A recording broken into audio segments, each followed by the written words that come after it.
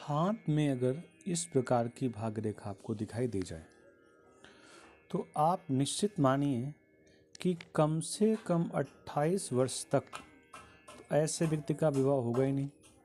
अब ये रेखा है कैसी, यहाँ से निकलने के बाद ये जैसे कोई चीज़ फट जाती है उस प्रकार की है, फिर आगे गई है। आप इसको देखिए ध्यान से, क्योंकि जिन्होंने पहले हंसरेखा नहीं देखी, नहीं जानते, उनको समझ में नहीं आएगा।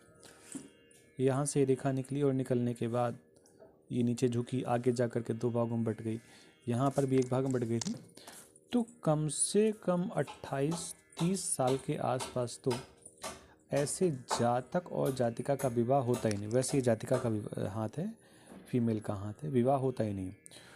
और अगर विवाह हो भी जाए तो जीवन में अव्यवस्थाएं होती हैं, समस्याएं होती हैं और वैवाहिक जीवन सुखमय नहीं रहता। उसका कारण क्या है कि यहाँ पर विवाह रेखा का छिन्न भिन्न होना।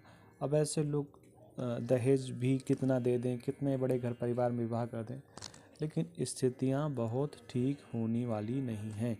अगर ऐसी विवाह रेखा है तो विवाह करने से पहले पंडित जी से संपर्क करें। ऐसे जातक और जातिका के साथ विवाह करें जिसकी विवाह रेखा खराब ना हो, तो कम से कम वो इस जातिका को या जातक को लेकर के जीवन भर साथ चल सकता है।